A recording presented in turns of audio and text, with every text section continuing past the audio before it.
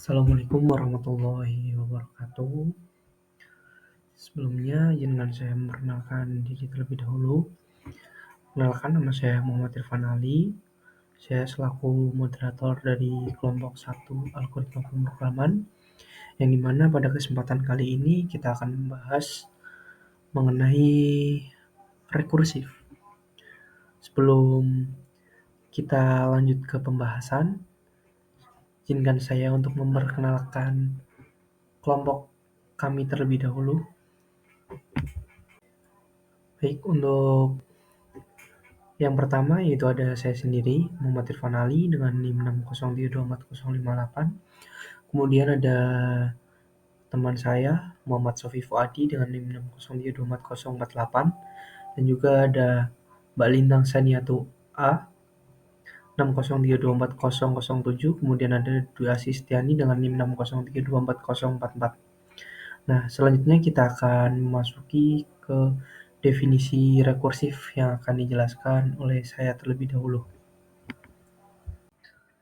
Oke, baik teman-teman. Jadi kita akan masuk ke definisi rekursif. Jadi rekursif itu adalah metode pemecahan masalah di mana sebuah fungsi atau prosedur itu memanggil dirinya sendiri.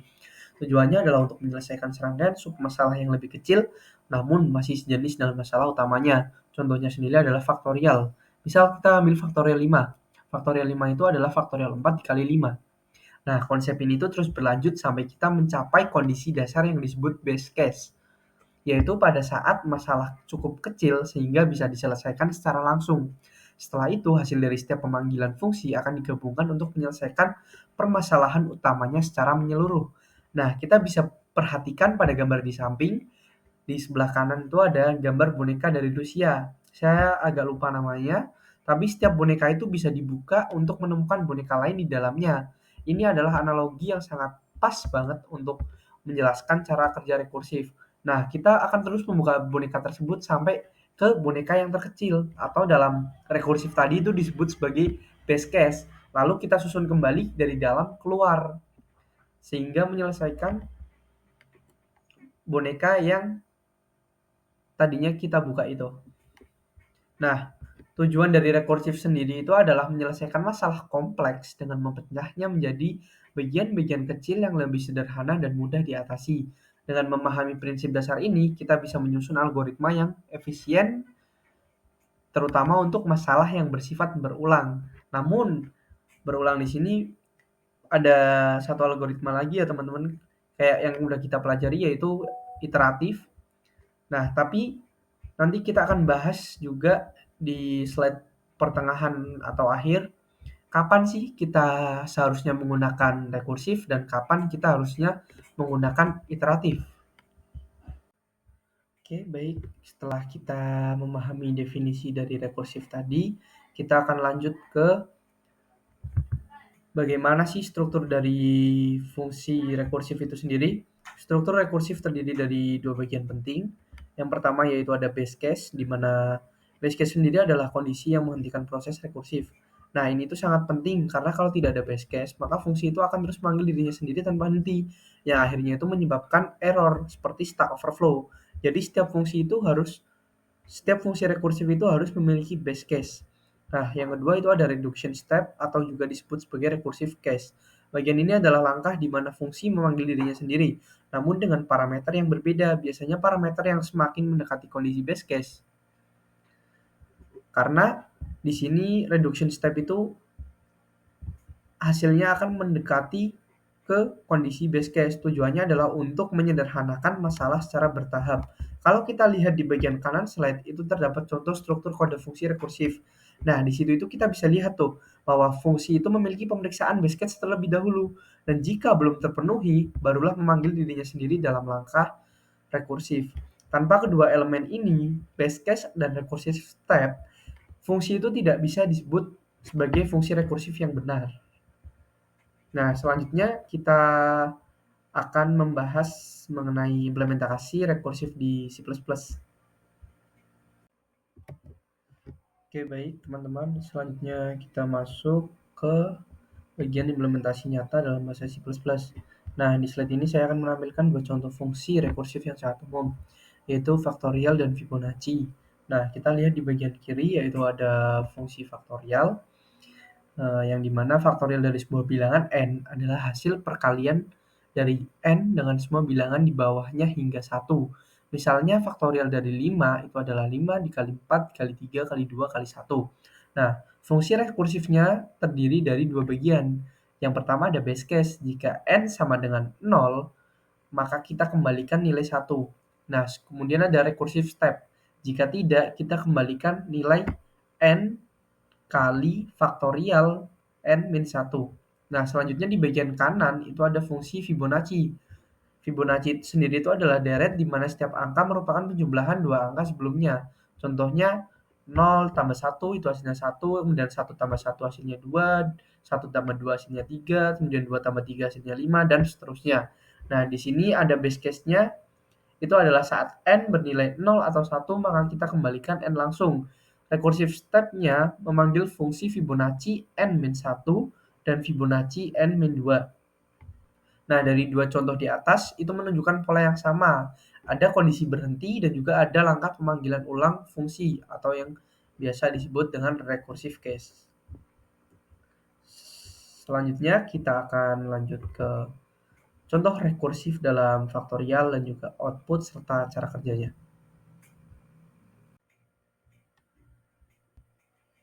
Oke, baik teman-teman. Jadi di bagian ini kita akan membahas contoh rekursif yang lebih tepatnya yaitu faktorial. Nah, sekarang kita lihat contoh konkret fungsi rekursif pada program faktorial di C++ tersebut. Yang pertama kita akan menunjuk kodenya dulu. Baris 1 sampai 4 itu seperti biasa, header dan namespace standar. Kemudian baris dari 6 sampai 11 itu ada berisi bagian penting daripada fungsi rekursif itu sendiri, yaitu adalah base case, yang dimana jika n sama dengan 0, maka kita mereturn 1. Kemudian recursive case-nya yaitu return n dikali faktorial n min 1, sesuai dengan fungsi matematikanya. Nah, kemudian di baris 15-25 itu ada fungsi main, yang dimana kita akan meminta input daripada pengguna, kemudian cetak hasil faktorial n dengan memanggil faktorial n. Saat saya memasukkan 5, teman-teman bisa lihat di output sampingnya ya. Saat saya memasukkan 5, itu program menampilkan faktorial dari 5 adalah 120. Sekarang mari kita bedah gimana sih angka 120 itu dihasilkan oleh rekursi. Cara kerja rekursi faktorial sendiri, misalkan tadi saya inputkan 5. Kita memasuk ke tahap pertama, yaitu pemanggilan faktorial 5 dulu. Yang dikembalikan itu nilainya adalah 5 dikali faktorial 4. Kemudian turun lagi ke faktorial 4. Faktorial 4 yang dikembalikan nilainya yaitu 4 dikali faktorial 3.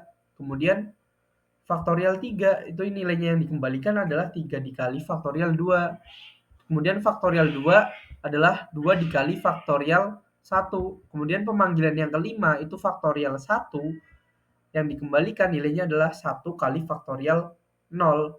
Dan pemanggilan yang terakhir yaitu faktorial 0, nilai yang dikembalikan dari fungsinya adalah 1. Nah, sekarang hasilnya itu akan naik kembali. Yang dari awal itu faktorial 1. Faktorial 1 itu 1 dikali 1 sama dengan 1. Kemudian faktorial 2 adalah 2 dikali 1, hasilnya 2. Kemudian faktorial 3 itu 3 dikali 2, hasilnya 6. Kemudian faktorial 4 itu 4 dikali 6, hasilnya 24. Nah, kemudian kita masuk ke faktorial ke-5. Faktorial ke-5 itu yang dikembalikan adalah 5 dikali faktorial keempat. Faktorial keempat tadi hasilnya adalah 24. Jadi 5 dikali 24 sama dengan 120. Jadi walau terlihat memanggil diri sendiri berulang-ulang, rekursi ini sebenarnya hanya menunda perhitungan sampai kondisi paling dasar itu terpenuhi. Setelah itu hasilnya backtrack ke atas membentuk jawaban akhir yaitu 120 apabila faktorialnya itu 5. Nah, di sini saya membuat programnya itu menyesuaikan dari output si usernya. Kemudian kita akan lanjutkan persamaan dan perbedaan fungsi rekursif vs iteratif yang akan dibahas oleh saudara Sofi Fuadi. Padanya saya persilahkan.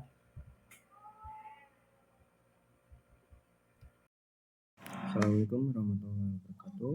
Perkenalkan, nama saya Muhammad Fahmi Fuadi. Saya akan mempresentasikan persamaan dan perbedaan fungsi iteratif dan rekursif. Secara umum itu baik iterasi maupun rekursi digunakan untuk mengulang eksekusi kode hingga suatu kondisi terpenuhi. Keduanya memerlukan kondisi berhenti, best case, atau kondisi loop agar bisa terjadi pengulangan tanpa henti. Misalnya, fungsi rekursi akan berhenti ketika mencapai base case, sedangkan perulangan iterasi berhenti saat kondisi loop tidak lagi terpenuhi. Kedua pendekatan ini dapat menyelesaikan masalah yang sama, misalnya menghitung faktorial meskipun struktur kodenya berbeda. Oke, selanjutnya kita masuk ke contoh. Jadi kita pakai yang pertama, yaitu long factorial rec. Ini untuk memanggil rekursiv. If dalam kurung n kurang dari sama dengan 1, itu untuk menghentikan rekursi yang mulai mengembalikan nilai. Lalu return n dikali faktorial rekursif dalam kurung n dikurangi 1.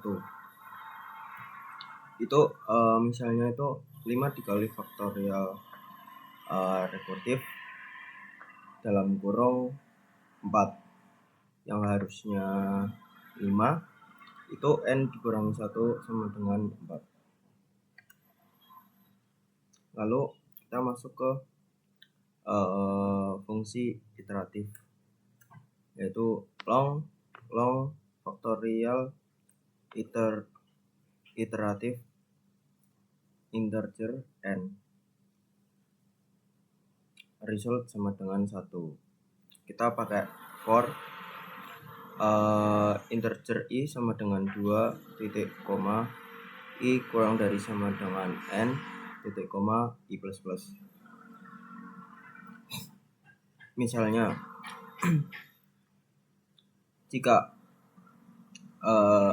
result dikali sama dengan i,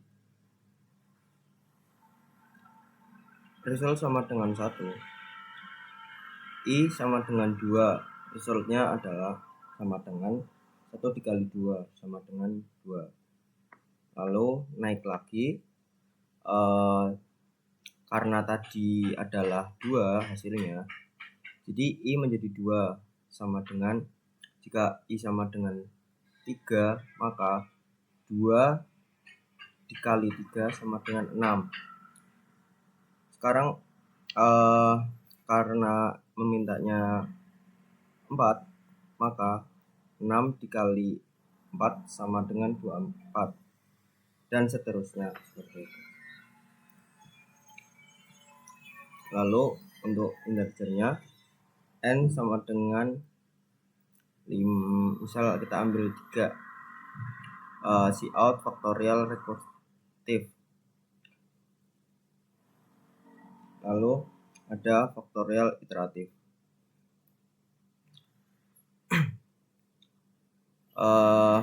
Maka hasilnya ini akan menjadi 6 ya teman-teman, karena kita n-nya adalah 3, seperti itu. Next, untuk masuk ke tabel perbedaan, aspek mekanisme di iteratif itu menggunakan looping. Misalnya tadi ada for, ada while, ada do while juga. Sedangkan untuk rekursif itu fungsinya mengambil dirinya sendiri, seperti tadi yang faktorial rec gitu. Lalu untuk struktur code-nya umumnya lebih panjang dan eksplisit ya. Sedangkan untuk rekursif sendiri cenderung lebih ringkas dan matematis.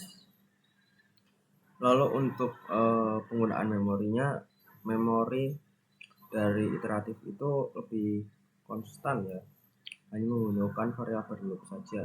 Sedangkan untuk rekursif itu memorinya itu bertambah sesuai kedalaman pemanggilan menggunakan call stack.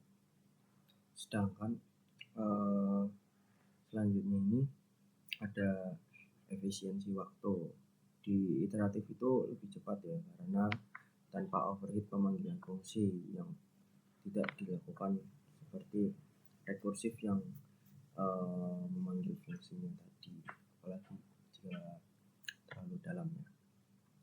Lalu terminasi.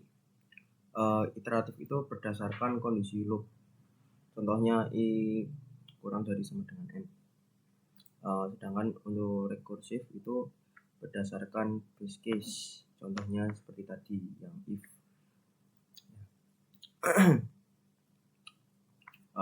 Lalu untuk kelebihan umumnya di iteratif itu efisien untuk pengulangan sederhana, mudah dioptimalkan performanya. Sedangkan untuk rekursif itu elegan untuk masalah yang dapat dipecah dari submasalah. Untuk ukurannya itu bisa lebih kompleks untuk kasus tertentu di iteratifnya. Jika untuk rekursifnya itu membutuhkan memori ekstra dan beresiko struct flow di kedalaman besar seperti itu. Sekian dari saya. Selanjutnya kita membahas tentang beberapa kelebihan dari penggunaan rekursif dalam pemrograman. Yang pertama, dari sisi keterbacaan kode. Rekursif itu seringkali membuat solusi terlihat lebih ringkas dan lebih mudah dipahami, terutama untuk masalah yang bersifat bercabang seperti struktur tree atau graph. Selain itu, rekursif sangat berguna dalam pendekatan divide and conquer, yaitu membagi masalah besar menjadi bagian-bagian kecil yang lebih mudah diselesaikan. Contoh nyata penggunaannya itu bisa kita lihat pada algoritma seperti merge sort, quick sort, atau bahkan dalam pencarian biner. Jadi, bisa disimpulkan bahwa rekursif itu sangat membantu untuk menyelesaikan masalah yang punya pola berulang atau struktur yang kompleks. Namun, di balik kelebihannya, rekursif itu juga punya beberapa kekurangan yang perlu diperhatikan. Yang pertama adalah soal efisiensi waktu. Kalau tidak ditangani dengan baik, misalnya tanpa memoization atau optimasi lainnya, fungsi rekursif itu bisa melakukan pekerjaan yang sama berulang kali, yang tentunya membuang waktu dan sumber daya. Yang kedua, dari sisi penggunaan memori. Rekursif itu memanfaatkan call stack untuk menyimpan setiap pemanggilan fungsi. Kalau rekursinya terlalu dalam, bisa saja terjadi stack overflow, terutama kalau base case-nya tidak jelas. Dan yang terakhir, proses debugging atau pelacakan error dalam fungsi rekursif biasanya lebih sulit dibanding versi iteratif, karena kita harus mengikuti jejak panggilan fungsi satu persatu secara berurutan. Selanjutnya, di slide ini kita lihat dua kesalahan umum yang sering terjadi saat menulis fungsi rekursif. Yang pertama adalah tidak adanya base case. Ini berarti fungsi itu tidak punya kondisi penghentian. Contohnya pada fungsi salah. Karena tidak ada base case, ia akan terus-menerus memanggil dirinya sendiri tanpa henti. Akibatnya program akan mengalami stack overflow. Nah, kesalahan yang kedua itu adalah pada reduction step atau langkah reduksi. Fungsi hitung dalam contoh ini sebenarnya sudah punya base case, tapi parameter yang dipakai dalam pemanggilan rekursi itu tidak berubah. Karena tidak ada perubahan menuju kondisi berhenti, program tetap masuk ke kondisi rekursif yang sama secara terus-menerus dan akhirnya menjadi rekursif tak berujung. Jadi, dua hal penting yang harus selalu diperiksa saat membuat fungsi rekursif adalah yang pertama adanya base case yang jelas, dan yang kedua adanya langkah reduksi yang benar. Artinya setiap langkah harus membawa. Selanjutnya kita akan membahas tentang studi kasus. Nah, studi kasus yang kami ambil itu studi kasus tentang memindahkan cakram pada menara Hanoi menggunakan rekursi. Nah, tujuan program tersebut yaitu untuk memindahkan semua cakram dari tiang A ke tiang C dengan bantuan tiang B mengikuti aturan menara Hanoi. Nah, menara Hanoi di sini mempunyai aturan. Yang pertama, hanya satu cakram yang boleh dipindahkan pada satu waktu. Yang kedua, cakram lebih besar tidak boleh berada di atas cakram yang lebih kecil. Nah, selanjutnya pada program tersebut terdapat struktur fungsi Hanoi. struktur fungsi Hanoi-nya, void Hanoi, INTN, char asal, char bantu, char tujuan. Nah, N adalah jumlah cakram. Asal adalah tiang asal. Nah, tiang asal ini kita misalkan dengan A. Selanjutnya ada bantu. Nah, bantu ini tiang perantara atau tiang bantu. Kita misalkan dengan B. Selanjutnya ada tujuan. Nah, tujuan ini tiang tujuan kita misalkan dengan C. Selanjutnya kita masuk ke proses rekursinya. Proses rekursi, jika hanya ada satu cakram, maka langsung pindahkan dari asal ke tujuan. Jika lebih dari satu cakram, langkah yang perlu dilakukan adalah yang pertama, pindahkan N1 dari asal ke bantu. Nah, yang kedua, pindahkan cakram ke N dari asal ke tujuan. Nah, yang ketiga, pindahkan N1 cakram dari bantu ke tujuan. Nah, langsung saja kita masuk ke jalannya program. Jalannya program, kita masukkan jumlah cakram 3. Nah, cakram yang ketiga ini cakram yang terbesar. Nah, cakram yang pertama itu terkecil, atau cakram nomor 3 kita terbesar, cakram yang pertama itu terkecil. Nah, langsung saja kita masuk ke langkah-langkahnya. Pindahkan cakram 1 dari A ke C. Nah, kedua, pindahkan cakram 2 dari A ke B. Selanjutnya, pindahkan cakram 1 dari C ke B. Yang keempat, pindahkan cakram 3 dari A ke C. Yang kelima, pindahkan cakram 1 dari B ke A. Yang keenam, pindahkan cakram 2 dari B ke C. Yang ketujuh, pindahkan cakram 1 dari A ke C. Nah, hasil dari menara Hanoi-nya kita bisa lihat di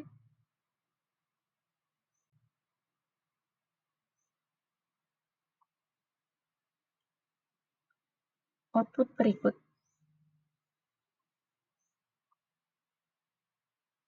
Terima kasih.